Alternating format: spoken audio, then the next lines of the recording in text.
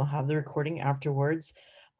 First of all, I would like to thank you all for giving us the opportunity to put the ECHO label on this program that's already been running and very established. My name is Jackie. I'm a member of the ECHO team. I'll start us off with a few announcements and introductions, but real briefly, for those of you who are not familiar with ECHO, it began at the University of New Mexico about 18 years ago, pretty much as a way of empowering primary care physicians with the knowledge to be able to treat hepatitis C patients, since they were struggling with long wait times and long travel times to see specialists at the University of New Mexico. So again, we're delighted that you're allowing ECHO to be part of your work. So when we're doing the ECHO model, we'll start each session with just some brief announcements and introductions. And that's very similar. It'll be followed with a lecture and case presentation, similar to what's been happening so far. During the lecture, as always, please feel free to put your questions into the chat.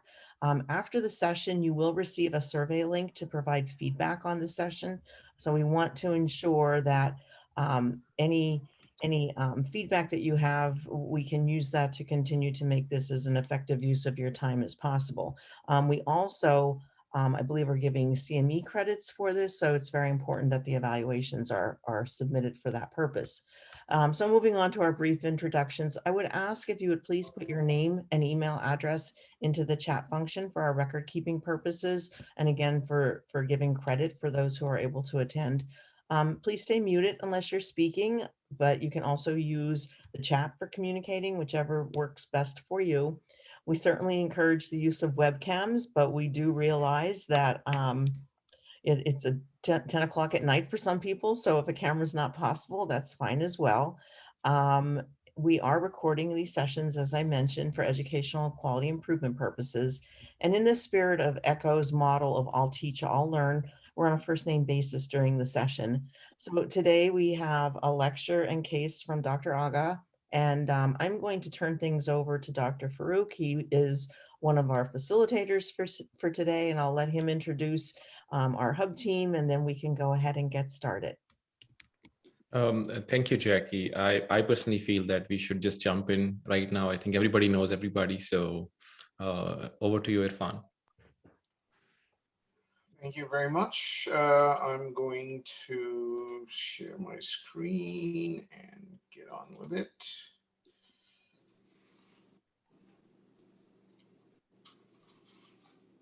All right. So as this is a CME talk, I want to declare I have no relevant conflict of interest for this talk. So what we're going to do is we're going to talk about MPGN today. And the first thing that I want to say, and I can't reiterate it more, is that MPGN is not a diagnosis. It's a pathologic lesion. It's a diagnosis of state, but not a diagnosis of disease per se. And so when we talk about this, we have to understand that all it is going to tell us is the morphologic endpoint of a process of chronic injury response and remodeling in the kidney. And so when we see this diagnosis, we then have to ask the question, what is causing the MPGN lesion? And unfortunately, like an onion, when we answer that question, we have to then answer the question, what is causing the cause of the MPGN? And it is at that level that we are able to adjudicate therapy appropriately. And even then, it's a little murky, as I shall allude to in a bit. So whenever there is injury by way of a proliferative glomerulonephritis, there are several fates that can happen. It can resolve. So we see this in children all the time. You develop a proliferative glomerulonephritis post-infection. And once the infection goes away, the PGN resolves. And if you biopsy that patient 5 years hence, the kidney would be completely normal. Sometimes the infection can be very significant. It may be crescentic. But once it heals, it can resolve and all will be well. But if there's a pattern where there's persistent injury And especially if there's some permissive underlying complement defect mediated conditions, then what you will see is this grumbling process. And what you then start seeing is the stigmata of injury, stigmata of repair, and some stigmata of resolution. And that appears as an MPGN lesion. So let's take a look at this cartoon. This is the normal glomerular barrier. You've got the endothelial cells, you've got the glomerular basement membrane, and you've got the podocytes on the other side.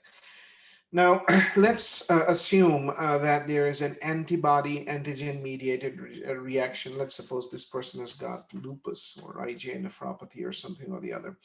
And so the antigen antibody complex is going to fix complement, and this antibody antigen complex as well as the complement proteins are going to start depositing on the endothelial as well as the mesangial surfaces.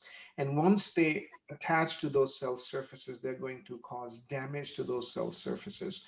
And so eventually what you're going to see is direct damage because of the complement mediated actions. You can see this terminal complement pore being drilled into the endothelium, and then anaphylotoxins will recruit an inflammation. So you start seeing the process as Dr. Latif is going to explain to you as it would appear in the microscope. So you will have what is known as endocapillary hypercellularity. So I want to be very careful that this is the preferred term, because when we used to say endocapillary proliferation, that's how all of us have learned to refer to these lesions, proliferative lesions. There's actually nothing proliferating here. It's not like the endothelial cells are dividing.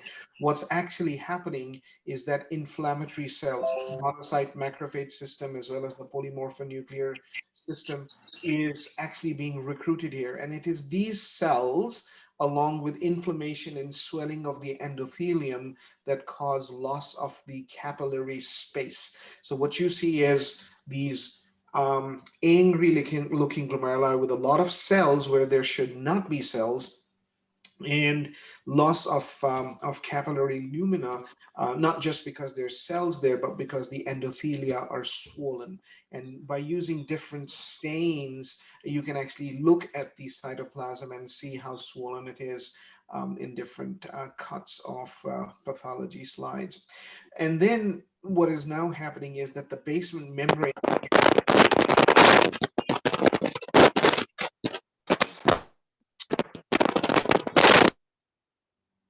Okay. So what's happening is that the basement membrane is getting damaged, and eventually what happens is that the old basement membrane is sitting here. You got a whole layer of debris. These are the deposits actually, and they, depending on what flavor of MPGN you're looking at, are either complement protein products, or they are antibodies as well as complement proteins. And in certain circumstances, you also see fibrillary deposits in there. So new and basement membrane starts coming up, and you then start developing the appearance of what we call tram tracking, or doubling of the duplication of the basement membrane, because now what's happening is you've got this old basement membrane, you've got this new basement membrane, and you've got all this junk in the middle.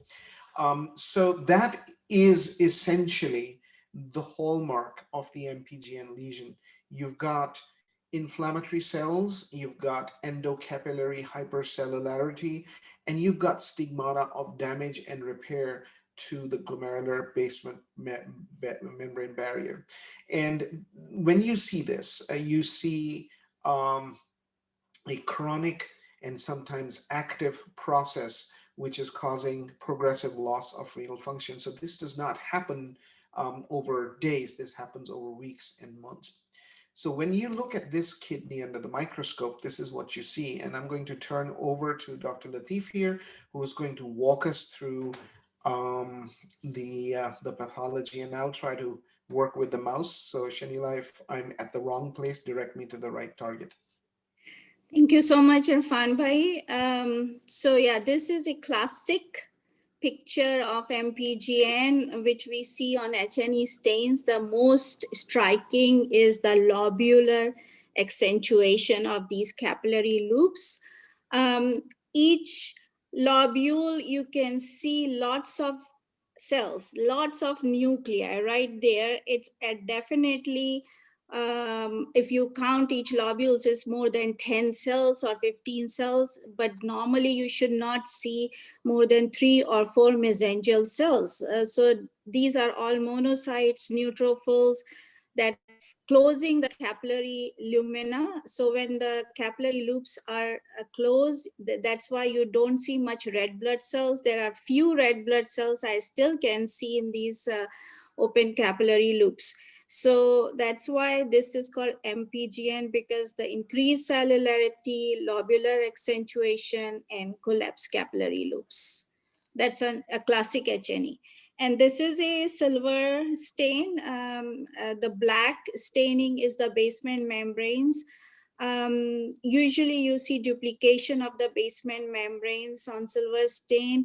There is some in this picture, but it's very lightly stained. That's why it's not very prominent. But if you go to next slide, yeah, that's a very classic one. On your 1 o'clock location, oh, actually, yeah, let's go, yeah, either one of them. Yeah, this is a good one too. You can see that the pink is the deposit and the black is the basement membrane. So you still can see the old basement membrane and then the new basement membrane underneath the deposits. So on silver stain, we call it tram track appearance for MPGN. That's a term we use pathologically because it's a duplication of the basement membrane, as Irfan Bhai said. The healing process is the new basement membrane and the old basement membrane is the ones that's injured. Next one.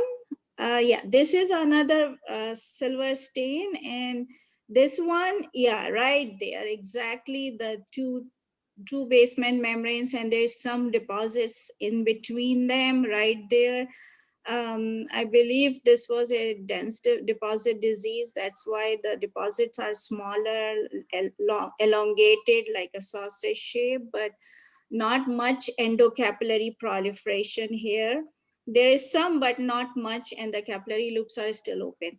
This is, yeah, so this is a IgG, Irfan Bhai, right? That's right, yes.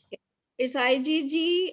You can see the linear staining right there, but there is some granularity to this staining also along the capillary loops.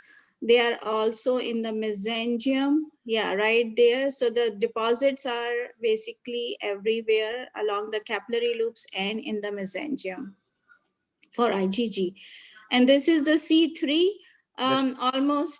almost similar pattern. So it simply means it's immune complex mediated MPGN and positive for C3 and IgG. So yeah, so this is a classic EM picture for MPGN. The red arrows are pointing the electron dense deposits right there. And the white, would you like to orientate everybody what the capillary space is, where the urinary space is, and where the mesangium is? I always have trouble on EMs to kind of orientate where I am. Okay, yes, sure. So the white arrows, if you see, yeah, right there, pointing towards the capillary loops. So these are the capillary loops. The cells which are outside are the podocytes, or you can say epimembranous deposits should be there. And the capillary lumina is the one that's, right there is the lumen. And anything which you see the deposits on this side will be subendothelial deposits. And that big nucleus you are seeing attached, yeah, right there is kind of an endothelial nucleus right there. So all the deposits I'm seeing here is subendothelial right there, exactly. These are subendothelial deposits and then the mesangial deposits. So like on your 4 o'clock position, Irfan Bhai, go towards the red arrow right there. See, these are huge mesangial deposits right there, or you can say paramesangial deposits.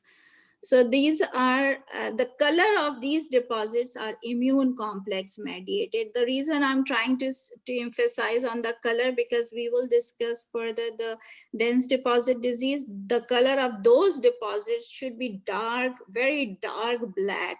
As you see some of these dark dots here, that should be the color of dense deposits. But these are immune complex mediated deposits. That's why they are more close. The color is more close towards the regular basement membranes. Yeah, right. This one on your right hand side, you see the duplication of the basement membrane. So the deposits are the white arrows in the middle, right there. These are the deposits, and the basement membrane towards the capillary. Yes, this is the new basement membrane, and then the basement membrane above the deposits is the old basement membrane. The old one is damaged, but on EM you don't see those holes, but it's functionally damaged basically. It won't function normally. And this picture is classic for dense deposit disease. So these are very dark color, and as you can see, more close to the intensity of the color looks like red blood cell. There is a red blood cell in the middle of this, right? This is a red blood cell. So if you compare with the red blood cell, the color of these deposits are very dark, and they are along the basement membranes.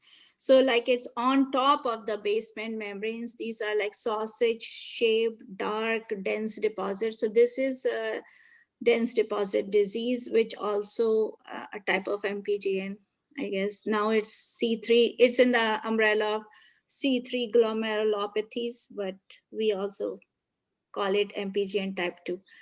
Okay, so this picture is very nice because it tells you where to start. So once you see the MPGN pattern or double contour of the basement membranes, you look at your IF. IF is positive, then you know it's some sort of immune complex mediated disease. Then you go further and see if the deposits are subendothelial or subepithelial, or the location depends on the further classification. Then if IF is negative, completely negative, then you think about chronic TMA, or if it's in transplant patient, you think about transplant glomerulopathy. We will further discuss the IF positive membranoproliferative pattern. So right now, I mean, there are so many diseases in the differential. I don't want to. Okay, so this is endocapillary hypercellularity. That's another feature of MPGN. Then you look at what type of IF are positive. If it's IgA nephropathy, you should have IgA deposits. If it's full house, you think about SLE like lupus. If it's IgG and C3, then you have to see EM if they are organized deposits or not organized deposits. So organized deposits are all cryo, and non-organized are infectious processes. There are a few other differential in organized, immunotectoid, and there's one more, I forgot about it, but that's fine. Then when you have a monoclonal deposits, you have to think about if it's some sort of patient has some multiple myeloma or lymphoma or other monoclonal diseases. And then the C3 dominant. C3 dominant is the one that's only give you C3 staining most of the time, very bright on IF. And then we further do EM and divide it into two subcategories. One is dense deposit disease, and the other one is C3 glomerulonephritis. Basically on EM, the location of the deposits tells you if it's C3 glomerulonephritis, in which you have deposits everywhere. But in dense deposit disease, the deposits are only along the basement membranes and some in the mesenteric. So having said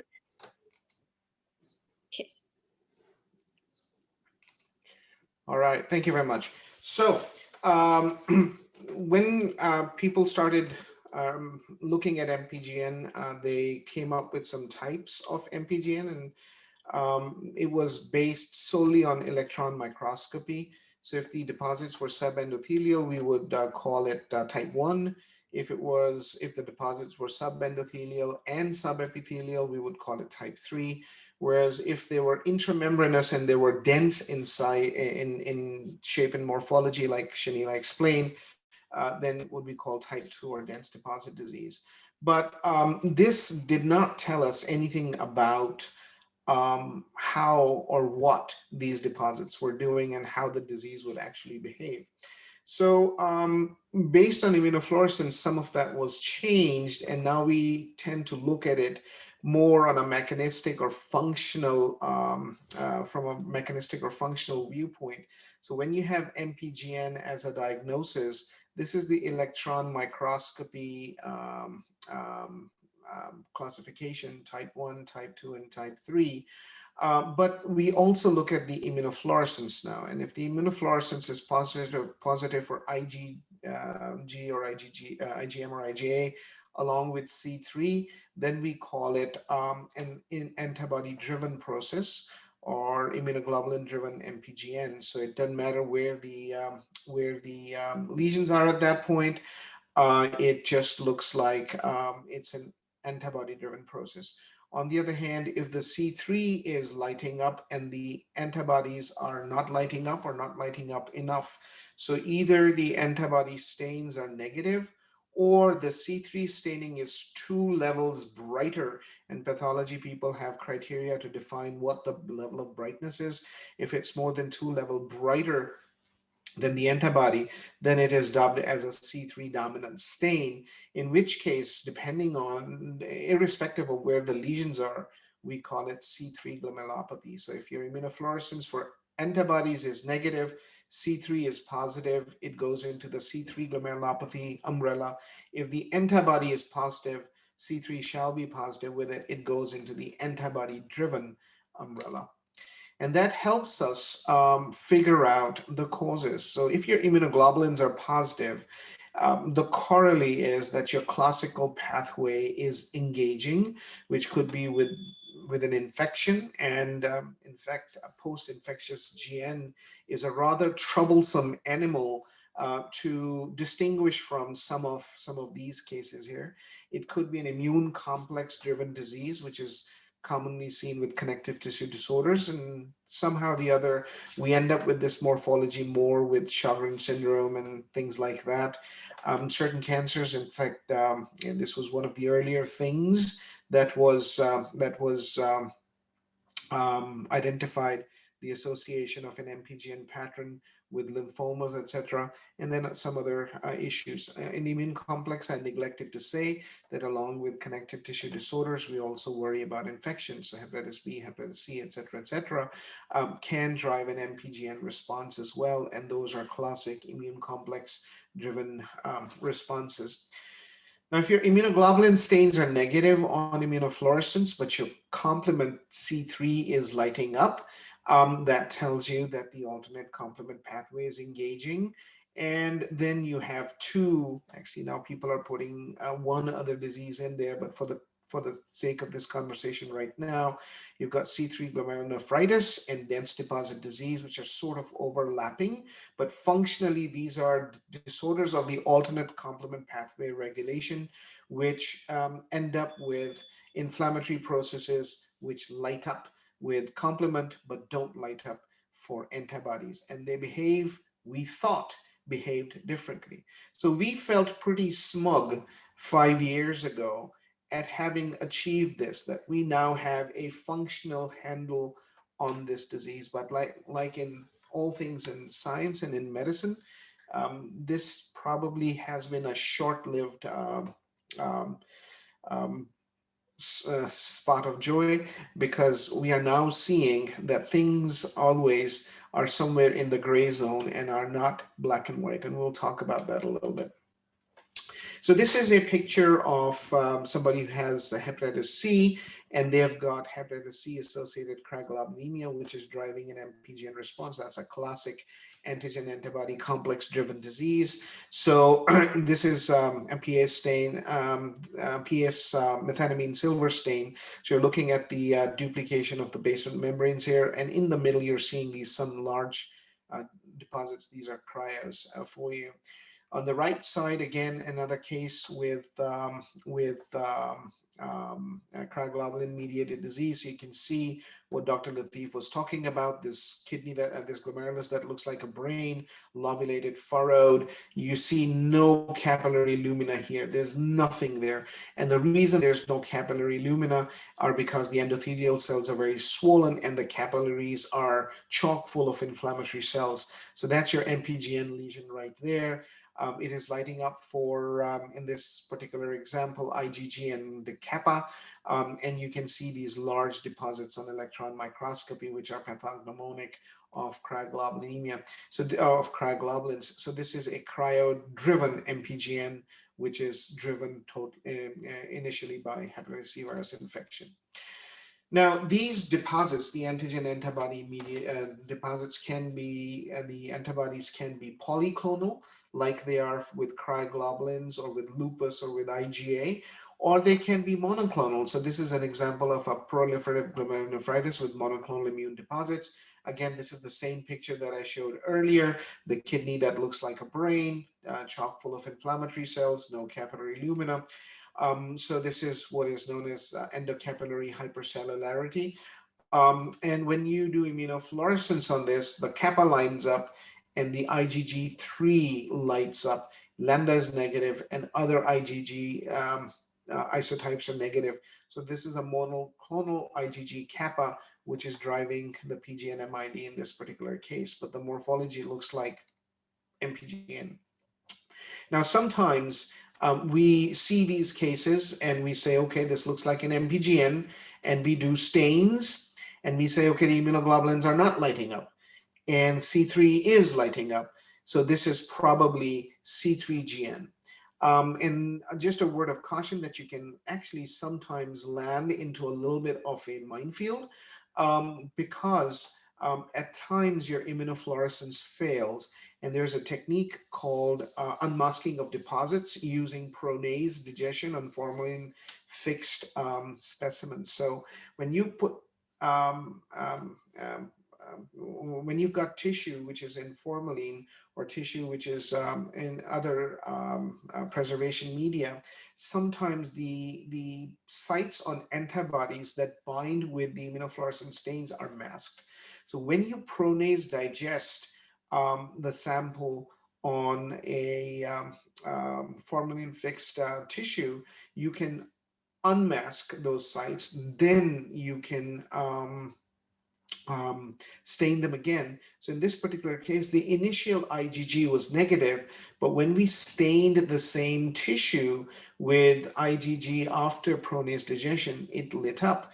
It was also lighting up with IgG kappa and C3. So if we had done this without pronase digestion, what we would have seen was an MPGN pattern. We would have seen complement. We would not have seen these antibodies. But after pronase digestion, we were able to unmask these antibodies. So this was actually a case of PGN-MID, sorry about the typo here, which was being driven by an IgG kappa monoclonal antibody, just like the previous case. But in this particular case, we were not able to see this initially because the stain binding sites were masked, and we unmasked that with pronase digestion, and we were able to land on the right diagnosis. Otherwise, we would have gone down the C3GN rabbit hole. C3GN, on the other hand, on light looks like what we have talked about. So this is mesangial expansion and some mesangial proliferation. This is not as angry as the other cases that we have seen. So you can actually see quite a bit of capillary lumina. But when you go over here, you see that there is some mesangial and endocapillary hypercellularity. And when you stain them, when you do immunofluorescence, this glom is completely negative. This glom is completely negative. This glom is completely negative. So no IgG, no IgA, no IgM, but the C3 lights up like a Christmas tree. And so now you know that this is a C3 dominant process. So your diagnosis at this point will be this is C3 glomerulopathy. We don't know if this is dense deposit disease or C3GN because that will be adjudicated on electron microscopy. So how does this happen? There is a lot of interest on complement and complement mediated issues in MPGN physiology and pathology. So just to orientate, this is the classical pathway, this is the lectin pathway, and this is the alternate pathway of complement activation. Complement is a series of about 30 proteins which are in the serum, and all they want to do is to kill bugs. That's why they're there. It's a defense mechanism. So the classic pathway is activated by antigen antibody complexes. You can see the C1 QRS complex. It's a classic ficillin. For the lectin pathway, the classic ficillin is mannose binding lectin, which actually identifies mannose residues, which are part of carbohydrates, on bacterial cell surfaces. So once these ficillins are activated, they work the same way. They're going to cleave factor 4 and factor 2 and develop C4b2b, which is the classic pathway C3 convertase. The idea is to break up C3 into C3a and C3b. So we'll leave the classic and lectin pathways here, but these little stop signs are fluid phase controllers because we don't want these processes to run amok. Otherwise, we'll have problems, and we do when some of these things fail. So this is C1 esterase inhibitor, which blocks the runaway activation of C1. And as you would recall, if you've got C1 esterase inhibitor deficiency, you're prone to bouts of angioedema. Similarly, complement factor I is a fluid phase protein that would block some of the progression of C4 and C2 towards C3 convertase formation. Now, the alternate pathway, oh, by the way, C1 esterase inhibitor also blocks this ficillin because it identifies the molecule structure. Now, on the alternate pathway, things are very, very different. Now, the alternate pathway is always in a state of readiness. It's like the Rangers. Some of them are always on the border. And so what's happening is in circulation, in fluid phase, what you see is some of the C3 hydrolyze into C3 with this water molecule on, which then in the presence of factor D breaks up factor B into a complex of complement factor B and C3, which acts as the alternate pathway C3 convertase. But the important thing is, as soon as it breaks up a little bit of C3, this C3b that is generated by breaking up of C3 is going to go back and potentiate this problem. So there's some spontaneous takeover, and then there's this amplifying loop that is going on at all times to accelerate or to keep some C3 always ready, on the lookout to latch onto a surface it doesn't like. Now, therefore, we need to control this, and there's several things that are available to us to control this runaway amplification loops of alternate pathway generation, and we'll look at those. But suffice it to say, when you have C3 convertases form, they break C3 into C3b. Now, this is a cardinal molecule in complement physiology. Two different types of C5 convertases form, which is the next choke point in complement physiology. So one of them is the classic and lectin pathway C5 convertase, which now would have C4b, C2b, and C3b. That's one type of C5 convertase. And the alternate pathway convertase, which will have C5b, complement factor B, so big B and little b, with 3B, 2 molecules of 3B attached on either side. That's the alternate pathway C5 convertase. They both do the same thing. They're going to break up C5 into C5A and C5B. C5A is a very potent anaphylotoxin which recruits inflammatory cells, where C5B then goes looking for C6, 7, and 8, and then C9, and forms what is known as membrane attack complex. Like the perforins from T cell, these membrane attack complexes jump onto, are actually formed on target membranes, and they actually blow holes in them, which leads to death of the target cell. Now, again, just as we had control mechanisms for the runaway activation of the C3 amplification loop, we have control mechanisms to attenuate runaway complement activation. So there's cell surface, which are known as surface phase control mechanisms, complement receptor 1, DAF, membrane core factor protein, which is CD46, DAF is CD55, decay acceleration factor, and then CD59. All of these are active on the, these three are active on the cell. This is active in fluid phase to block progression of complement activation. And then there's proteins called vitronectin or clusterin, which actually chelate some of the membrane attack complex, do not allow them to attach to the target membrane. So you can see the vitronectin and clusterin are attached to the complex here, and this complex, which is the membrane attack complex, along with vitronectin and clusterin tagged to it, is actually circulating. This is known as the soluble membrane attack complex because it's obviously not stuck to a membrane. But if the MAC is allowed to stick to a membrane, it'll kill that membrane. So that's your complement pathway, and all of this is involved in one form of MPGN or another.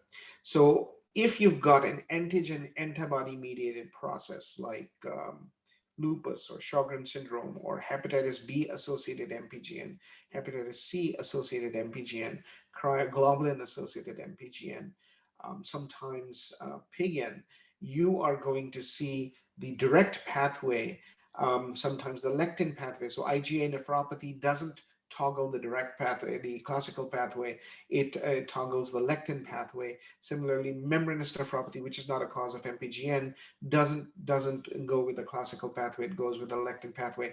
But suffice it to say, depending on some diseases, one or two of these areas are going to be attacked by the antibodies, which would lead to C3 convertase from the classical pathway, which will then lead to the C5 convertase from the classical pathway, and potentiation of this destructive and inflammatory response.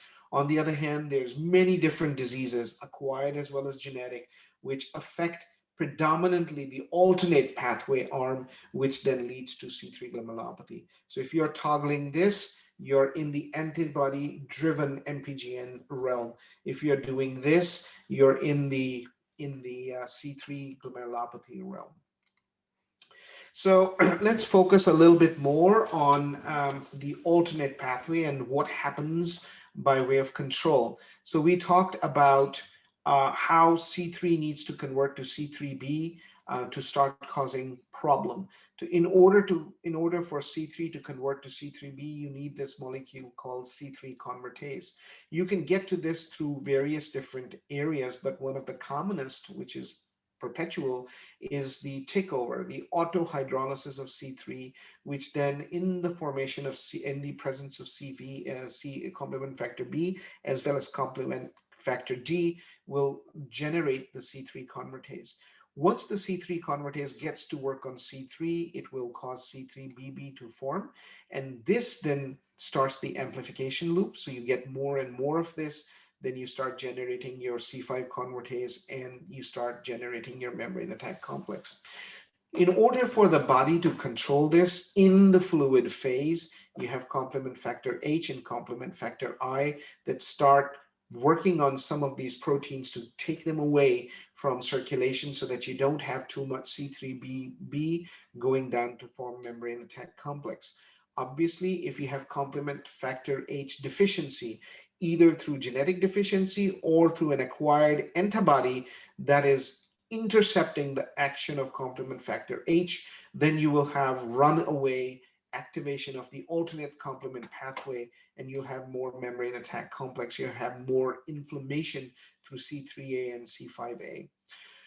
So factor H deficiency, factor I deficiency are all associated with some forms of C3GN or atypical HUS, and depending on the abnormality, as we shall soon see, they can differ.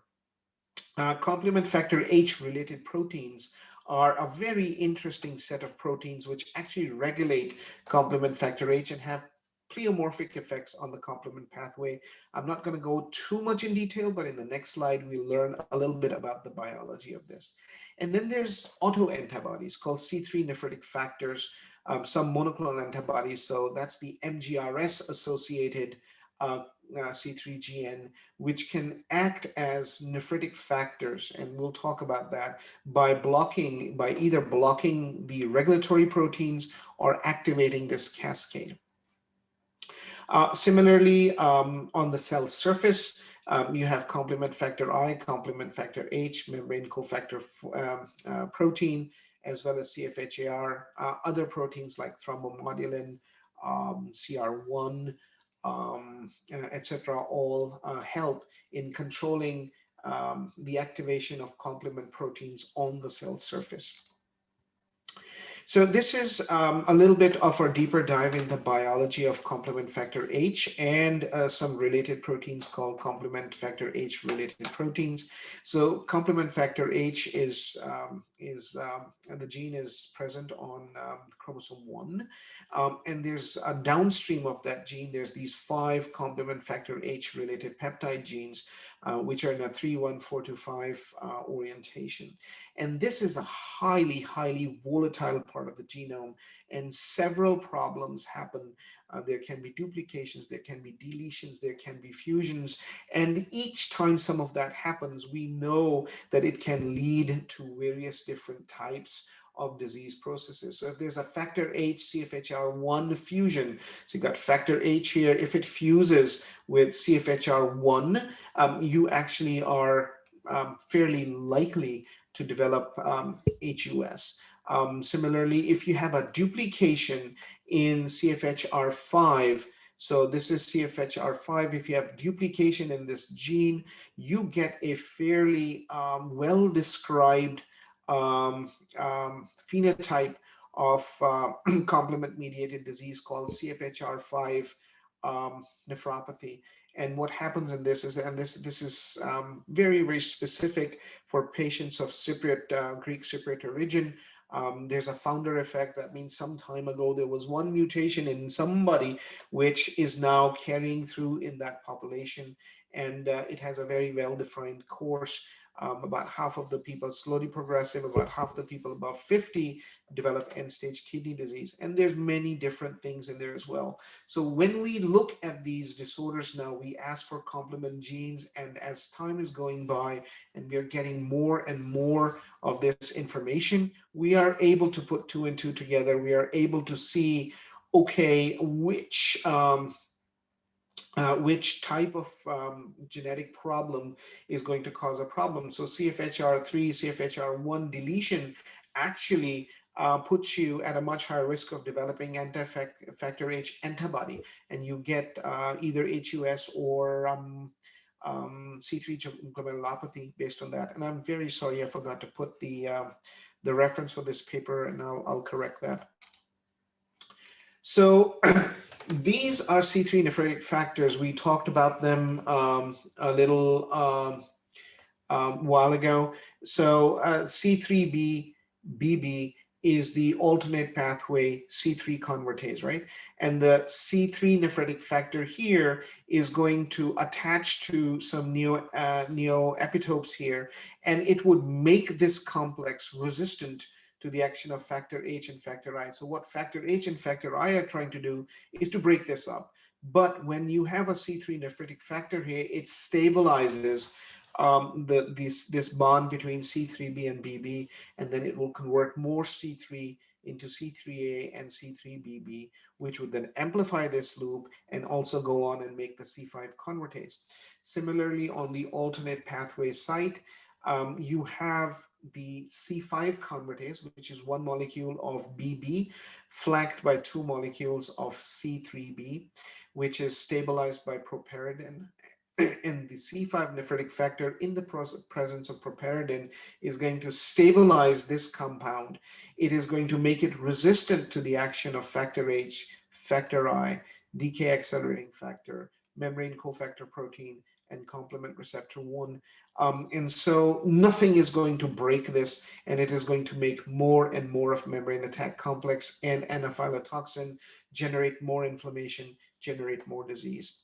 So that's how the C3 nephritic factors work, and they're all antibodies. Sometimes they can be polyclonal antibodies, sometimes they can be monoclonal antibodies. So this is one of those instances where you may have a monoclonal circulating protein in the blood, and when you do the biopsy and you look for monoclonal proteins, you won't find anything. And why is that happening? Because those antibodies are not leaving their fingerprint on the kidney biopsy. So this is one of those situations where there could be a secondary C3 GN driving the kidney insane, but there would be no monoclonal protein deposited in the kidney per se. The way that monoclonal protein is working is as a C3 nephritic factor agent, as a C5 nephritic factor, or as a nephritic factor for the classic pathway. And so along with thrombotic microangiopathy, C3GN in the presence of a monoclonal immunoglobulin is those two disorders where you do not need monoclonality demonstrated on kidney biopsy to ascertain an MGRS status. Now, the problem with these proteins,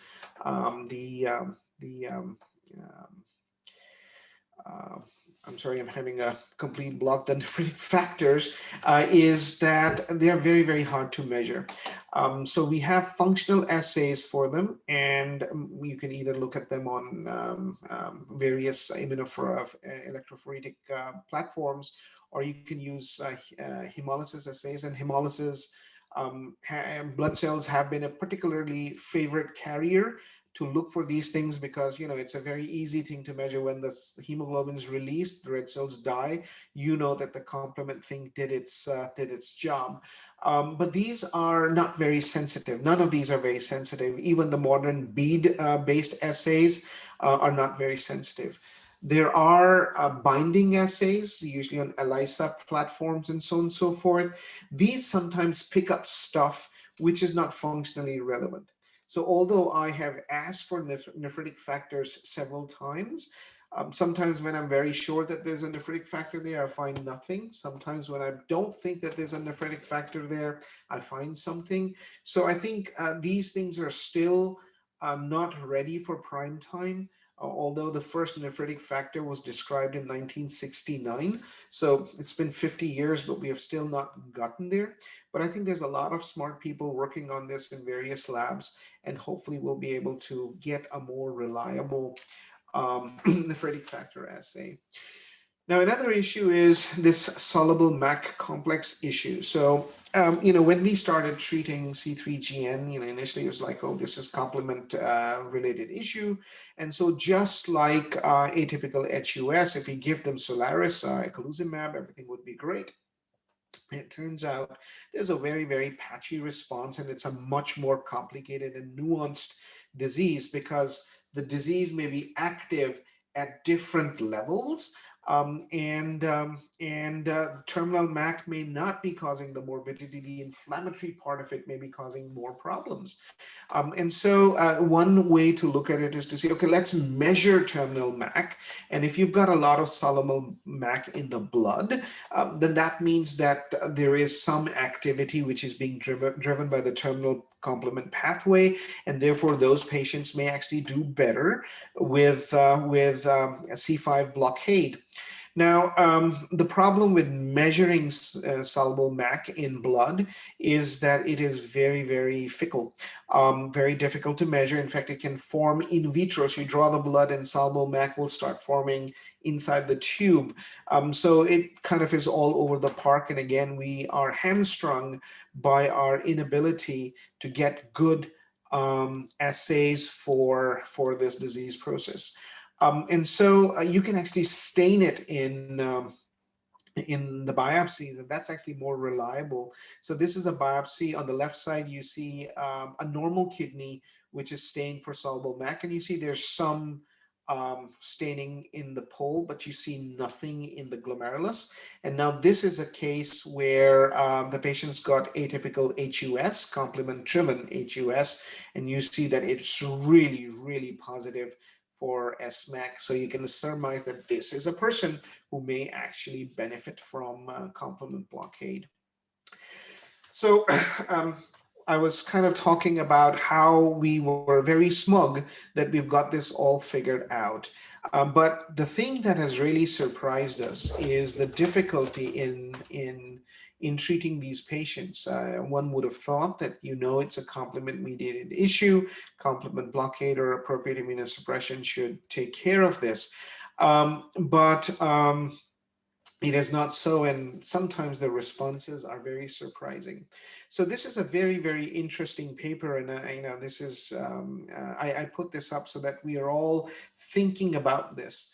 What they did was they looked at patients with MPGN, be that immunoglobulin-driven MPGN or C3-driven MPGN, and performed an unsupervised hierarchical cluster analysis. Now, that level of sophistication in statistics is above my pay grade, but what they actually do in this is that they have various clinical laboratory pathology, biochemical features, and then they try to look at similarities. So each one of these lines is an individual patient, and then they try to pick up on similarity and try to bunch them in buckets. So somebody who is an immunoglobulin driven MPGN may find themselves in this bucket along with somebody who was on pathology diagnosed as C3GN. And so they formed actually 4 different buckets, and then based on the performance of that, they made a 3-step algorithm to put them in these buckets. So these are pretty straightforward things, and when you look at them, you can try to start stratifying them. Now, this is not a randomized study, so I'm not suggesting you start doing this in clinic. This is just to help us understand the disease process a little bit better. And so cluster 1, for instance, had very high SMAC levels, low serum C3. On electron microscopy, there were mesangial deposits, there were some crescents, and the amount of mesangial deposits that you found in this cluster were much higher than other members. Cluster 2, on the other hand, had a high prevalence of likely pathologic variants of complement genes, just like cluster 1. They also had a very high SMAC level, but what differed in this cluster was that the glomerular staining was much stronger. In cluster 1, we had mesangial deposits. Here we had very strong glomerular presence of deposits. Cluster 3 had similar features, but their SMAC levels were low. And cluster 4 sounded like a SAD sclerotic variant, low variance, low presence of likely pathologic variants on genetic testing, low SMAC levels, no C3 nephritic factor, etc. And again, just to make a point, in cluster 1, there were 42 C3GN. So Dr. Latif had very confidently said, this is C3GN. 42 of them actually, based on their clinical, biochemical, and other features, found themselves together with immune complex MPGNs and dense deposit diseases. Similarly, in cluster 2, you had 2 C3GNs, but more immune complex MPGNs. Cluster 3 had more dense deposit disease. And cluster 4, which was the sad sclerotic type of deal, had a good sprinkling of both C3 and IC MPGN. So see how we were thinking that we have got this sorted out, but based on these variables, it's still up in the air if we are classifying these patients correctly. And similarly, they looked at analysis of genetic mutations in the 4 clusters, and it turned out they had very different profiles, which then translates into biochemical behavior. And what they were able to see was cluster 4, the sad sclerotic variant, behaves very differently from the other clusters. They were all treated, obviously. This is a retrospective study, but if you're in cluster 4, you don't do well. And their algorithm cluster, the simplified way of doing it, actually performed reasonably well. Now, look what you find when you're doing this according to histologic group. You could have immune complex MPGN, you could have C3GN, dense deposit disease. They look about the same. You can't tell squat here about what's going on. But by doing this, you might be able to tease out more. So, the question is math here, because this is essentially a mathematical algorithm, is math trumping histopathology? And that's a very, very interesting way to look at these disorders. So the reason I've spent some time on this is that as we go forward, we shouldn't remain frozen in time. Our understanding of these diseases and the tools that help us understand are increasing every day. So I'm going to quickly go over 2 cases. I'm not going to spend too much time on these, but these are meant just to help all of us appreciate these issues. So this is one of my cases, 40-year-old male of African descent, good health till about a month ago. He's actually a physician from Nigeria, but in the US, he is working as an IT consultant, so he changed jobs. He came in with edema and some hypertension, and his creatinine was elevated, and he had proteinuria. And this was a couple of years before he came to us. When he came to us, he had no known priors. He wasn't taking any medicines still. He had a creatinine of 1.4. His albumin was pretty low. His protein creatinine ratio was pretty high. He had proteinuria and hematuria. C3 was low. Connective tissue profile, infectious disease screens were negative. So clearly we are already looking at C4, which is not low. C3 is pretty low. So we're thinking, is there some C3 issue going on here? Pathology, Dr. Latif went over this very nicely. So all of us can now see a lobular kidney. You've got this hypercellularity. Many of the capillary loops are obliterated. So this was called MPGN. He actually had a secondary focal sclerotic lesion here. So from our previous talks, you see the synecdoche and the sclerotic lesion. So this has probably been going on for some time. And he's got an adaptive FSGS lesion. This is the PAS stain on that. You've got the trichrome, and you've got some fibrosis that is developing. And immunofluorescence negative for GAM and very, very strongly positive for C3. So you've got an antibody negative C3 positive phenotype, and on electron microscopy, I'm not going to spend a lot of time. Dr. Latif went over all of these. You got this capillary loop here, basement membrane. You've got these large deposits, and also a bunch of mesangial deposits. And look at these. There's a high power field, huge deposit, which is in an intramembranous location, but this is not consistent with dense deposit disease. Another view of the deposits. So we have a diagnosis of state. He's got MPGN due to C3 glomerulonephritis. He does not have dense deposit disease. He has C3 glomerulonephritis, and we talked about 2 disorders in the C3 glomerulopathy umbrella, and we tease them out based on electron microscopy. And since we don't see dense deposit disease, we call him C3 glomerulonephritis. Is that enough? Is that enough to initiate therapy? No, it is not, because C3 glomerulonephritis can be driven by multiple things. So he's an adult. We screen for paraproteins. His kappa lambda ratio was a little high. He underwent a bone marrow. There was no clonality. And so this was rested. We didn't find any C3 nephritic factors, for whatever that's worth. What are the management options in this case? This is the initial study by the GLOSEN Group, which was published in KI, KI in 2015. And this is a retrospective review GLOSEN Group, by the way, is the Spanish study of glomerular diseases group, which looks at what happened to these patients who were diagnosed with C3 glomerulopathy. And so this line here is patients who were treated with MMF and steroids, and the other two lines are for patients who got other immunosuppression, cyclophosphamide, rituximab, yada, yada, and no immunosuppressive therapy and just supportive therapy. And it looked like if you were on MMF and steroids, you did well. So there was a signal, and the signal was stronger if you had C3 nephritic factor detectable. So this is another study which the same group did, retrospective multicenter observational cohort, where they looked at people with C3GN and saw what they got: corticosteroids plus MMF over a fairly long period of time, 120 months follow-up. And if you were on steroids and MMF in their hands, they did well. I don't find that great of a response with MMF and steroids, but in their hands, they found a very good response. And it was independent of pathogenic variants, so likely pathogenic variants in the genome on complement analysis or nephritic factors or what have you. In this particular study, they found MMF and steroids performed better than other therapies or control. And this was actually also confirmed by the Columbia group. This was published in 2018.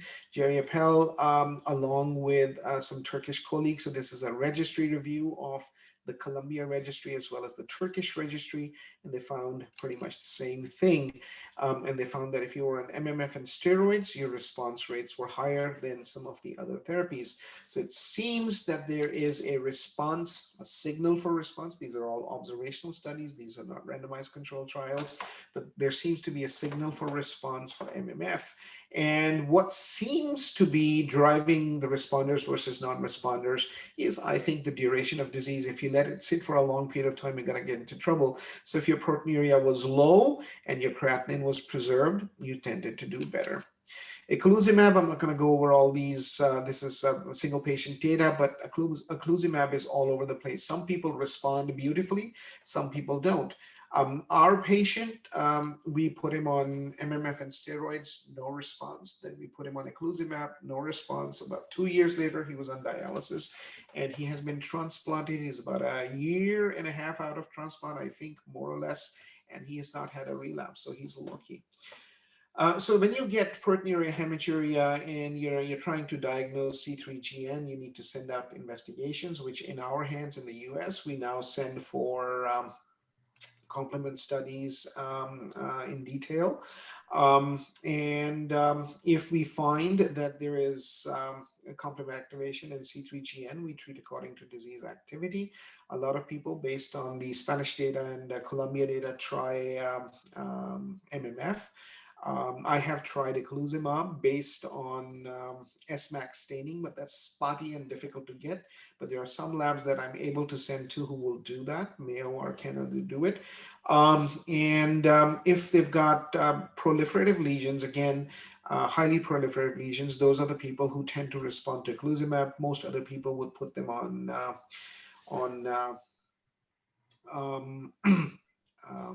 MMF and steroids. And it is important to rule out other problems. PGN is a particularly difficult diagnosis, especially when you're looking at the younger age groups and you're pretty close to the index infection. It can sometimes be a problem, but understand that what starts as an immunoglobulin-driven process may metamorphose into a complement-based product because just the infection, let's suppose somebody gets an osteo or infective endocarditis, that's a complement amplifying event.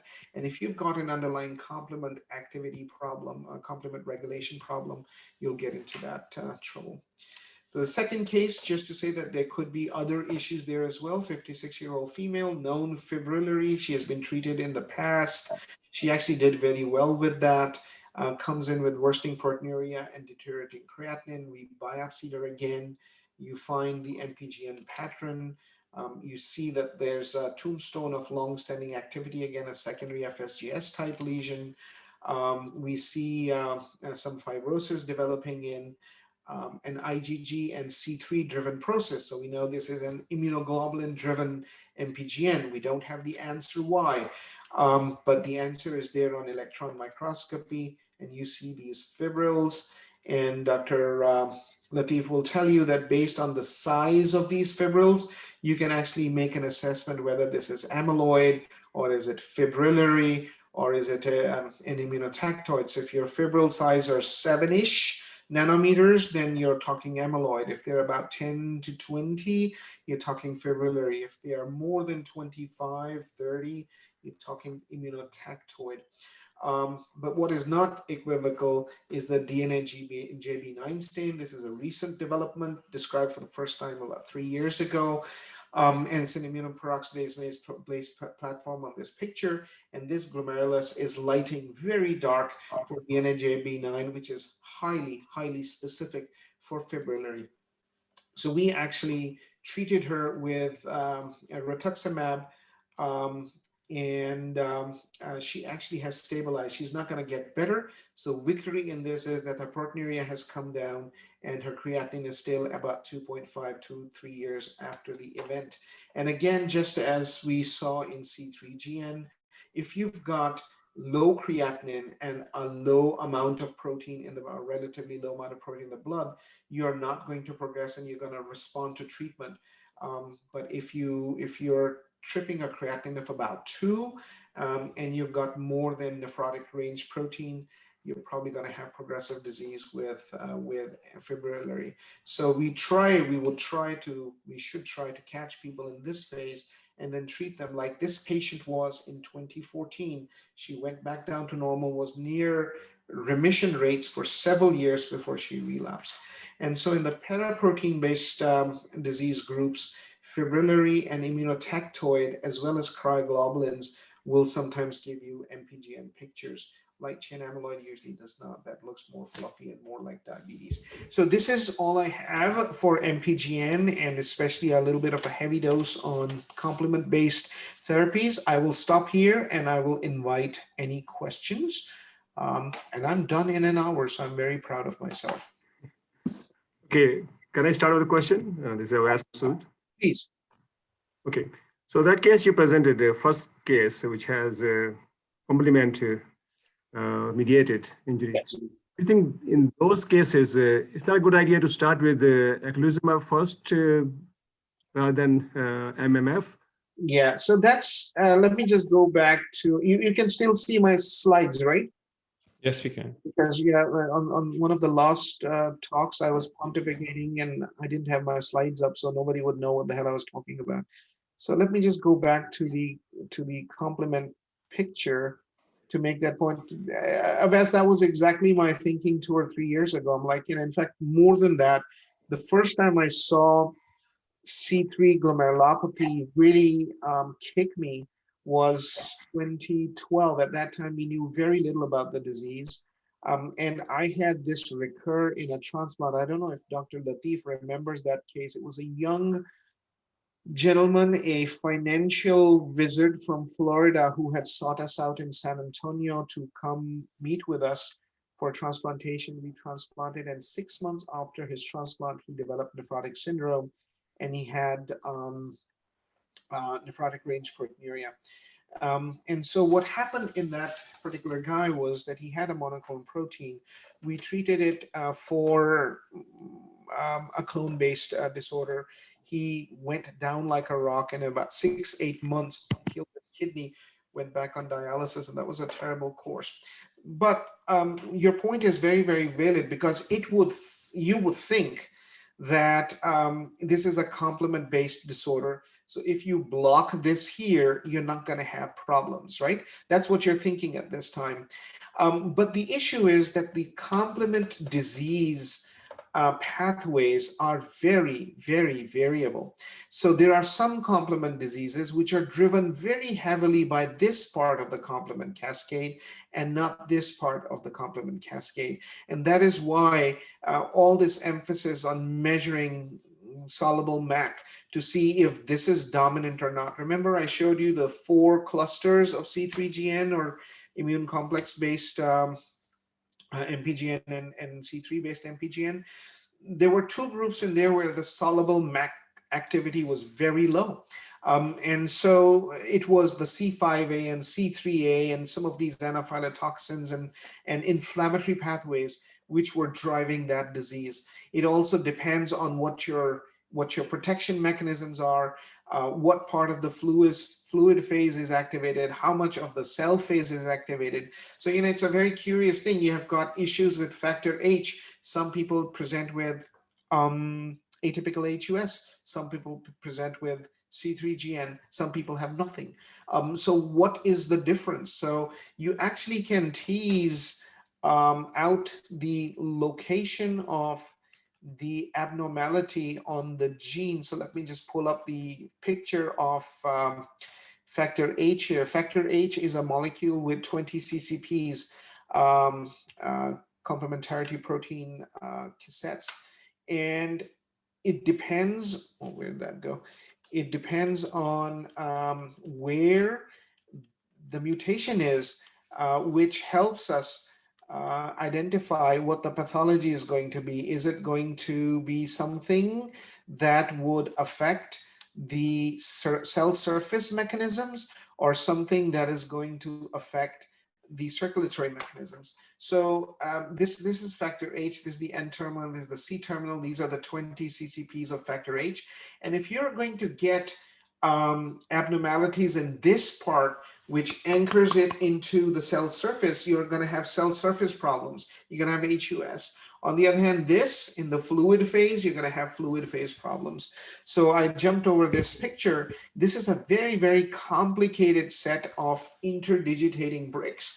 And so the current thinking of us is that MMF and steroids seem to stabilize these disease processes, perhaps by non-specific anti-inflammatory activity, and perhaps they should become the backbone. And in selected patients, then you can add complement-based therapies. So in addition to eculizumab and revolutimab, the Ultimoris, the longer-acting eculizumab now, there are several other complement proteins that are in the pipeline, and they may be add-on therapies on top of MMF and steroids. But it seems to be more and more the first line of therapy for some of these disorders are MMF and steroids. The only time when I go for eculizumab first is when I see anger and a lot of inflammation and crescents in the glomerulus. And again, I've placed 2 or 3 people on eculizumab, and the results are all over the place. Like this gentleman that I presented the case of, he was on dialysis, started with 1.4, on dialysis 3 years. And he got eculizumab.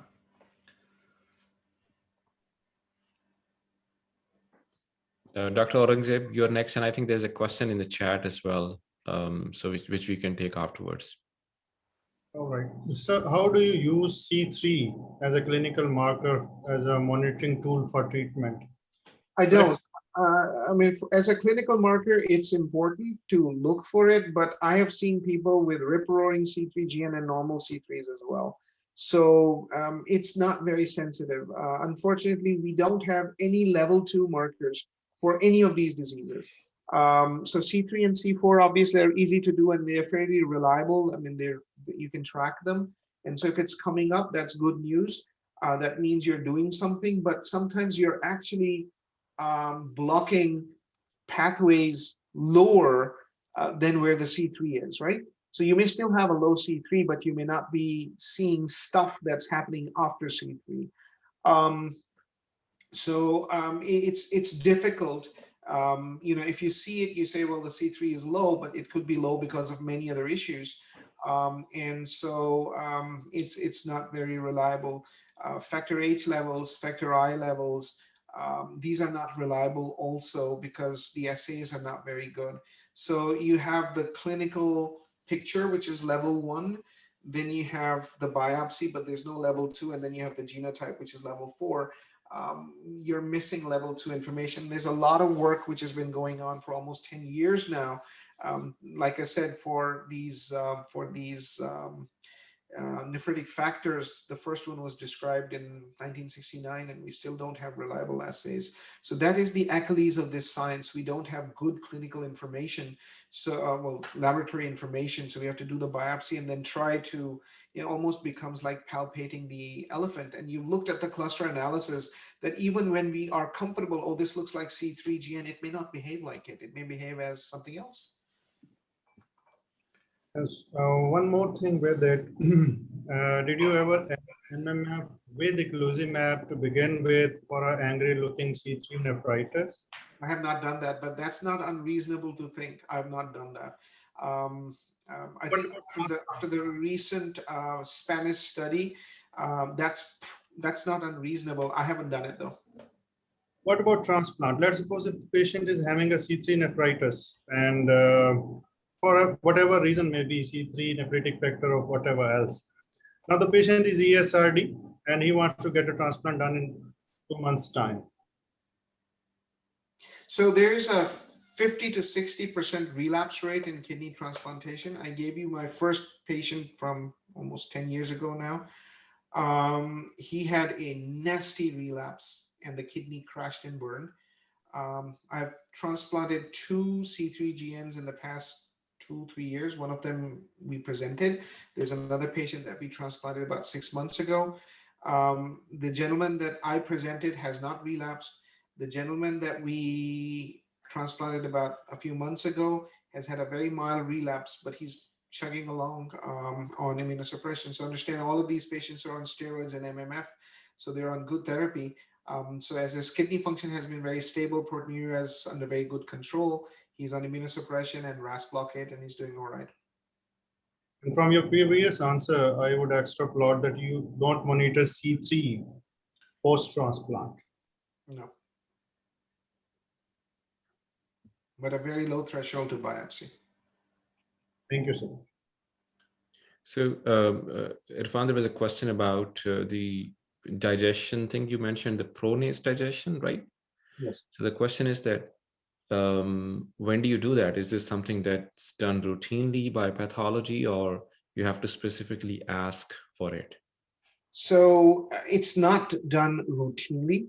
Hang on, let me get to that slide so I can extrapolate on that, because we are not pathologists, so people may have a little bit of a difficulty in understanding the entire process. So I'll put the slide up. So there we go. So essentially, just, think about it this way. You've got this patient who's got MPGN. Forget about what's written here. You've got MPGN, right? Now, when you think about MPGN, you say, okay, it's either immunoglobulin driven or C3 driven, right? That's our paradigm. It's either this or that, one of the two. So what you do is you look at immunofluorescence. That's what we were saying. Oh, we are able to do a mechanistic classification of this based on immunofluorescence. Great. So you do immunofluorescence and all you find is C3. You don't find anything else. What would be your conclusion? Your conclusion would be this. You say this guy has got C3GN. He's got MPGN. He's got nothing lighting up for immunoglobulins, and he's got C3, and he's got deposits to show for it, right? Because you look at those deposits, C3GN, you got to have deposits. You say, I've got the diagnosis made. Now, what you're looking at here is a false negative immunofluorescence for the antibodies. And the reason is those antibodies which are there, which are in the tissue, are not picking up the stain.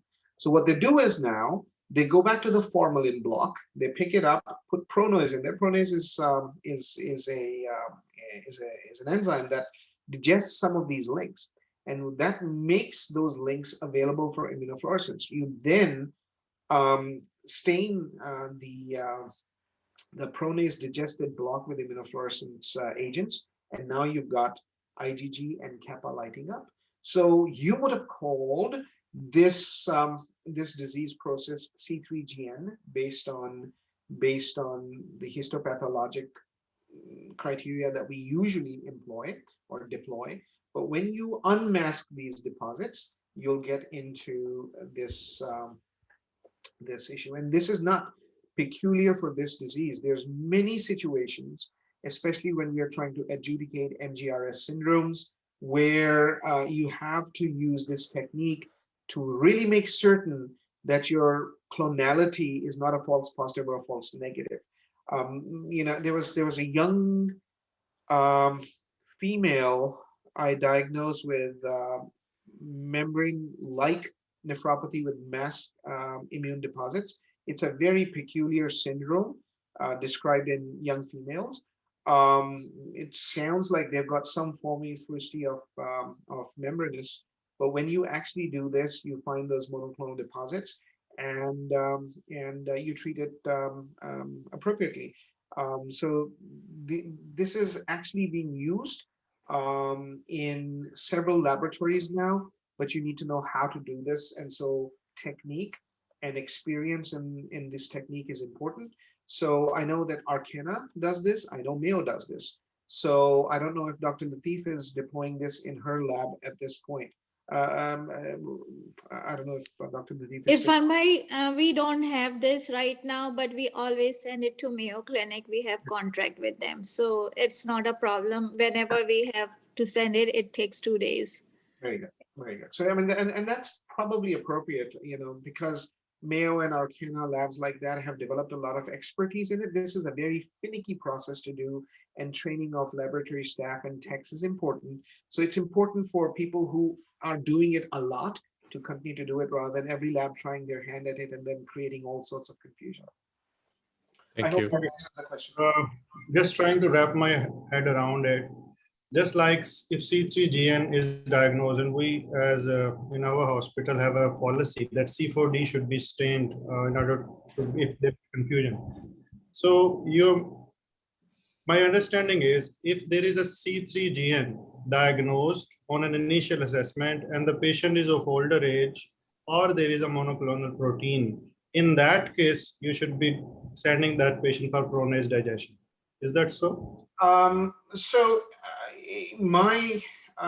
would say that anyone where you suspect a non-genetic form of C3GN, so if this is a 15-year-old kid, I'm not going to be suspecting anything else. I'm going to say, oh yeah, this is you know, C3GN. You know, if there's some concern, if this is a 50-year-old person, then before I slap somebody with that diagnosis, I insist on pronase digestion to make sure that I'm not missing these deposits. So it's the age bar. Okay. So one more thing, like if this is a C3 nephritis, and let's suppose I'm in Pakistan, so EM isn't available. So now I am confused regarding that C4D staining is a confusing thing. You know, the research I have produced, or the research by Dr. Sethi, it's not conclusive. It's just appetizer, just giving a thought process. Yep. So we aren't really sure how to use that C4D in full interpretation of a clinical scenario. So is that right for me to think that if the patient is having a C3 low, and after a certain time, the patient is still having a low C3 with active urinary sediment, I should continue to believe that this is a C3GN without any genetic testing and something like that?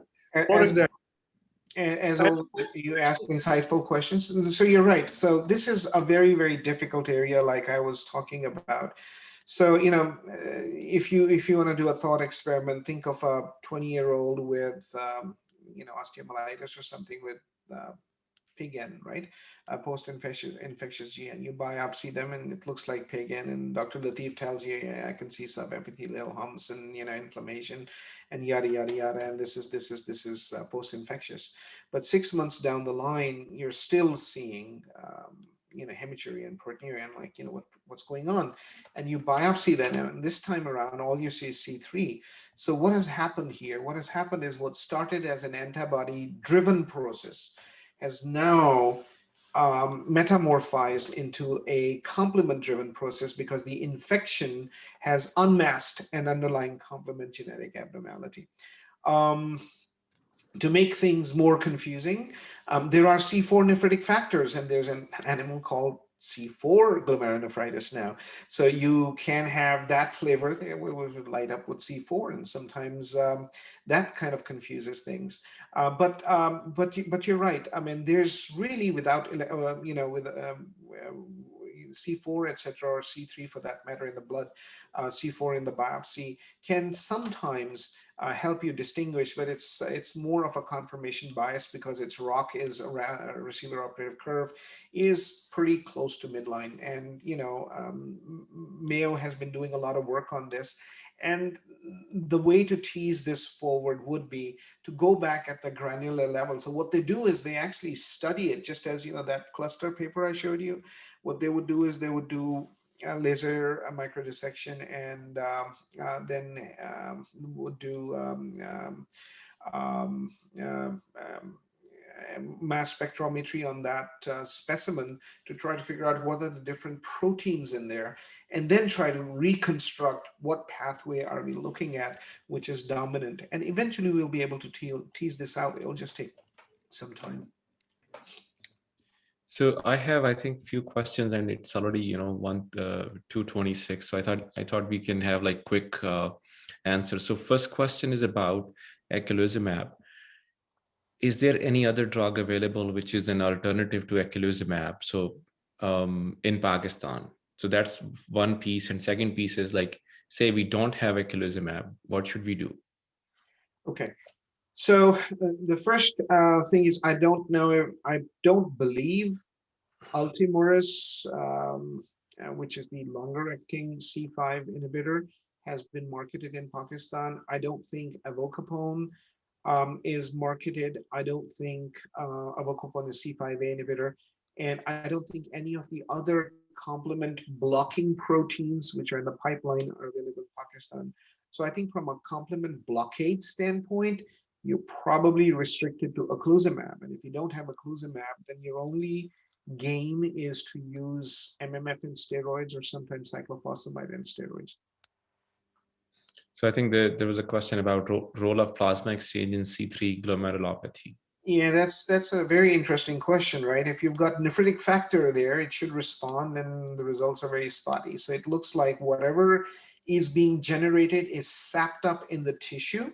And, it is very interesting. These things stay active for weeks and months. So when you've got HUS, right, and you start freezing them, the kidney starts clearing up. If you biopsy after 3 or 4 weeks, your SMAC would be gone. So you're actually very effectively dealing with complement in that particular disease. But with C3GN, 3 months, 6 months later, you still have a lot of SMAC there. So these are slow processes, and whatever is tickled the process continues to drive it. And therefore, pheresis has been up and down. So if you've got a factor H antibody, that would work. Probably, that's probably the only thing in which pheresis works in this domain. But if you've got a nephritic factor, a C3 nephritic factor, or a C5 nephritic factor, it's probably not going to respond well to pheresis. Thank you. There was a question about DNA JB9 stain. This looks like a fighter pilot to me. Is that available in Pakistan? I do not know the answer to that. Okay. I don't know this either. Our Pakistani friends will have Not to. available. Aurangzeb, say that again. No, sir, it's not available because You should try to get that, because it's an immunoperoxidase based stain, so it should be fairly simple to do.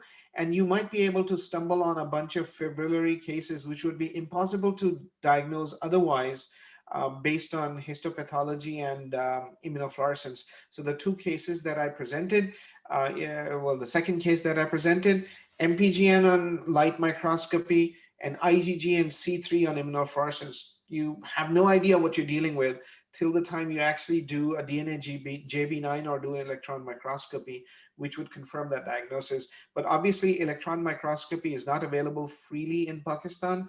But DNA JB9, any lab should be able to do that immunoperoxidase. And Shanila, do you see a big problem with labs running that? I mean, mechanistically? Maybe she's gone for lunch. So, okay.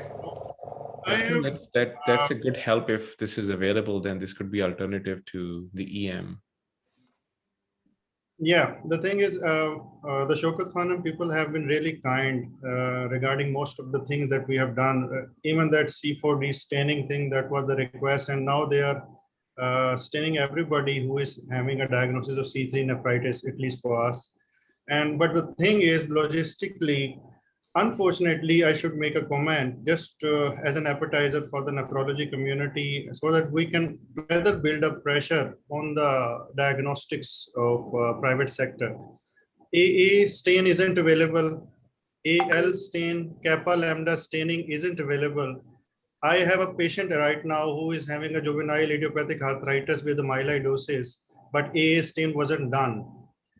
And these are the so basic things. Then when I tell them these things should be available, I have asked them for LEC2 staining because Punjabis of British Columbia, they have a certain positive predictive value in it. But the thing is, the business point and the number of patients that we can produce, all these things when get together, only then a private sector hospital is compelled towards bringing a stain towards it. But yes, I would request them again to bring that. They have helped me a lot, but at the level of pathology, they are helping. But at the level of institution, probably all the nephrology community of Pakistan and probably the PSN needs to write down a letter that we need LEC2 staining, we need AA staining at least, kappa lambda staining at least. Because usually I am ringing them up और वो मुझे कहते हैं share करते हैं मुझे email भेजो मैं भेज देता हूँ कुछ दिनों बाद कहते हैं वो validate नहीं हुई. He is working on it, but मेरा ख्याल है pressure build up की ज़रूरत है. I think मैं इस meeting की capacity से बाहर निकल गया, but इस meeting का मेरा ख्याल है फायदा होना चाहिए कि तमाम लोग अपने अपने सेक्टर से कोशिश करें मनाने की, तो इसी तरह ये स्टेन्स वगैरह आना शुरू हो जाएंगे. I think a point very well taken. Maybe one or two more questions. So one question from one of the participants, Sabita, is that diffuse MCGN versus focal segmental MCGN, is there any difference and should the treatment be same or different? Well, I mean, it just probably signifies the stage as well as severity of the disease. So, if it's a mild disease, sometimes you can get away with lower levels of immunosuppression and RAS blockade only. If it's more severe disease, then you have to treat with the full force of therapy. So it just signifies the place where that patient is and the relative severity of disease. Thank you. We have two questions from one from Dr. Ishad Ali. Can you, may I ask if you ask your question yourself? Those are just sent to me as direct message. Are you here? So, yes, I'm Please, here. Sorry. आप जरा खुद पूछेंगे तो जरा ज़्यादा बेहतर होगा, मुझे ऐसे लग रहा है. Thank you very much. Basically, I wasn't getting that option of everyone, so I directly texted you. Sorry. So my question to Dr. Agha is, when we stain for IMF it's C3C. So can we miss C3G because there can be any other breakdown product there? This is my first question. Okay, I'm sorry. When we stain for what?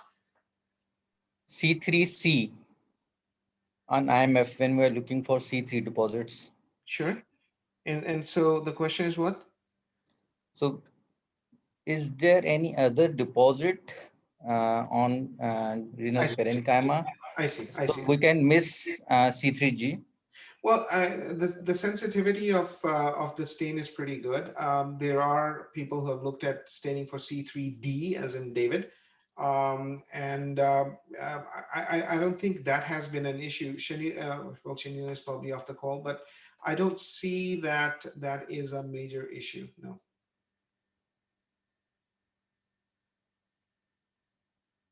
And my second question is, to label someone as immune complex, the minimum requirement is +2. So is that true? Yeah, I mean, it again is a very pathology specific issue, but in order to label somebody as immunoglobulin driven MPGN, there's two things that you need to have present. The first is you need to have immunoglobulin staining demonstrated. And the second thing that you have to demonstrate is that the C3 staining is not more than 2 levels above that. So if your IgG is staining at +1 and your C3 is staining at +3, you can then label it as C3 dominant MPGN. On the other hand, if your IgG is 1 and your C3 is 2, the staining is weak, but you can then say this is probably an immune globulin driven disorder. So, you know, it is very difficult in all cases to put them in clear boxes or clean boxes. There's a lot of mechanistic issues. Sometimes your stains fail. Sometimes the stains are up and down. So you have to sometimes look at the complete picture to make a diagnosis. But from a criteria standpoint, even if you're seeing light immunoglobulins and the C3 is much brighter, you can label it. So if you've got 1+ on IgG and 3+ or 4+ on C3, you will label it as C3 dominant. On the other hand, if you've got 2+ IgG and 3+ C3, then that becomes an IgG driven process. Thank you. I think we addressed all the questions in the chat. I hope so. But if I missed anybody or any questions, it's okay to ask directly. Please, it's always better if you ask the question directly. So, Two more. Just one question. We charge one like quarter for each question now. All right, I'll pay Yeah, that. 5 questions per session are free. After that, we're gonna charge you. Okay, I'll pay that online. Okay, sir. So one thing is, you have already mentioned that this is a very heterogeneous group of diseases, so we aren't really sure how to answer all of it. But if we are saying that C3GN, post-infectious GN, C3GN, DDD, probably they are just related to each other. They are the beads of the same string going towards each other. But there isn't any facial lipodystrophy. No, I want to make certain that I clarify. So I'm sorry to interrupt, but let me just make sure that I clarify that point. They are not really beads of the same string. All I'm saying is that sometimes when you've got post-infectious GN, that triggers C3GN, just as an infection without post-infectious GN can trigger C3GN. So they are very different disorders as we understand them today. But one can lead to the other. Doesn't mean that one is similar to the other. And C3GN, C3 glomerulonephritis, and dense deposit disease are similar but distinct disorders. All right. So we can start with the post-infectious GN, but the complement deficiency can unmask, and then there can be a C3 nephritis precipitated, and we may come to that conclusion later on, about 3 months' time, maybe. Correct. So, all right, C3 nephritis and dense deposit disease, the fusion abnormalities in CFH factor and all that, but it's still a separate disease. You know, I was seeing the data from Mayo in which the mass spectrometry data was published. They were saying that I think it was C3 nephritis, which was having more of C5 convertase, and dense deposit disease having more of C3 convertase. Then dense deposit disease may be having a facial lipodystrophy and some extrarenal manifestation. C3 nephritis sticks to the kidney. Now, can we rationalize that to this level, that how is that happening? Yeah, absolutely, because it just depends on where your genetic mutations are. So, you know, CFHR is one set of genes which we have studied in quite a lot of detail, but each one of these mutations in C3, in C3b, in factor B, in factor H, factor I, MCP, all of those are you know, distinct disease genotypes, and they present with different flavors of the disease. So it depends on what your genotypic problem is, which is going to lead to what your phenotype is going to be. So there's a distinct set of genetic abnormalities that drive the patient towards dense deposit disease, and a distinct set of genetic abnormalities that drive you towards C3GN. And finally, for all of our friends from USA, UK, or maybe from Australia, in Pakistan, how would you suggest we should treat somebody with C3G and not responding to MMF and steroids? We don't have eculizumab, we don't have EM, we don't have genetic analysis. I think if you've got somebody with fairly aggressive disease, you can try cyclophosphamide, but results for cyclophosphamide and rituximab are not that good. And at that point, you will be limited in how you can respond to that if you don't have access to eculizumab also. And eculizumab may or may not work. So these are difficult diseases to treat. I mean, I was treating this patient in the US. I had access to MMF, I had access to eculizumab, and yet the patient romped to ESRD in 3 years. Okay, I have a question. Can I go ahead? Please, can we make this the last question of the day? Okay, it's all up to you. Okay, so basically, hepatitis C is not uncommon here in US also, but very common in Pakistan. And luckily, I have not treated any patient with hepatitis C related glomerulonephritis for some time. Last time I treated, direct antiviral medications were not available. So I treated with rituximab, and he did pretty good actually. So in Pakistan, are you folks seeing a lot of patients with hepatitis C related MPGN? I don't see here much as far as my experiences, and how you treat that other than antiviral medications. Well, it all depends upon what's the presentation. If it's a subnephrotic proteinuria with normal renal function, directly acting antiviral may be good. If it's nephrotic syndrome or if it's a nephritic syndrome, in that case, immunosuppression may be indicated with directly antiviral agents. And if it's a cryoglobulinemia associated with the hepatitis C, then rituximab. Yeah, that's what my question. So you using rituximab also? I'm talking about membranoproliferative, right? Whereas I had a patient like this, patient with nephrotic syndrome, cryoglobulinemia, and hepatitis C.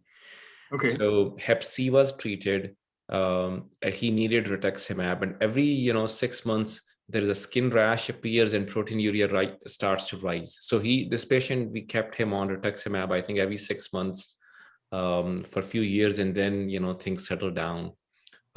So he every time you give him rituximab, responds very well, both for rash, proteinuria, and creatinine starts to settle down. So there's some B cell dysregulation that happens with hepatitis B, and that's why hepatitis B is associated with several B cell disorders, lymphomas, etc., are more common in these patients. And so there's 3 levels at which you want to look at this. The first is you've got some MPGN, you've got some proteinuria, the kidney is not very angry, you don't have cryos, you don't have crescents. Those cases you just treat with direct antiviral therapy now, and everything gets better once the virus goes away. There are people who present with an acute kidney injury, you biopsy them, and they've got cryos and they've got crescents and fairly angry and aggressive course. Those are the patients that need respite immunosuppression. You do some pheresis, you use some steroids, sometimes give rituximab, but at the same time start direct antiviral therapy, and that gets better.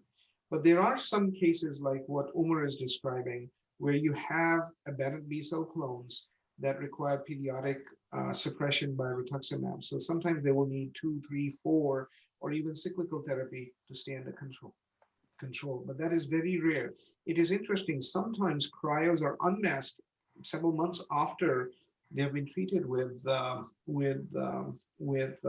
direct antiviral therapy, and those actually also, if the virus load is still gone, which it usually is, they respond very well to rituximab also.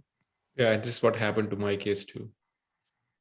So I was talking about the patient who had cryoglobulinemia, so that was treated with rituximab just one time, and then he went to remission for a long time. So do you guys see a lot of cases in Pakistan, because hepatitis C is even more common there? Yes, we do. Hepatitis C associated glomerulonephritis is very common. Unfortunately, cryoglobulinemia assay isn't available. Even if it's done by a few of laboratories, it's not done in the proper way it should be done. And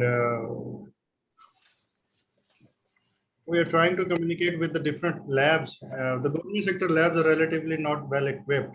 The private labs, usually they try to do it, and after a while they stop doing it because they say that the business isn't that much and the people are not really sending tests, and this is the reality. Is any decrease in cases since we have this direct antiviral medications available, or is any change since then? The number of cases, or not that many? Well, I can just tell you about my department and my own practice. I feel like, I haven't gone through the stats, but I feel like there is a decrease towards lesser cases of hepatitis C associated cryoglobulinemias and glomerulonephritis, but still there are many. And they are not properly diagnosed. Cryoglobulinemia is hardly if ever diagnosed. It's a clinical diagnosis. You know, the fastly positive rheumatoid factor helps us in diagnosing cryoglobulinemia sometimes. So this is the level of a lot from my colleagues in Pakistan, because they have, in some cases, they have more experience. So how about hepatitis B? You still see a lot of hepatitis B related renal issues that we fortunately don't see much because of the vaccination we have here. So any membranous related to hepatitis B over there? You see any cases or not much? we still do, and I think I still have a patient admitted with hepatitis B associated glomerulonephritis, and but they are relatively less. After I think in 2015, I used to remember there was a lot of patients, but as you have asked this question, and I am trying to get that, they're decreasing in number. You're right. Okay. So we have now 13 people left in the Zoom room, including Jackie as well. So maybe I would request that we wrap it up. So thank you, everyone.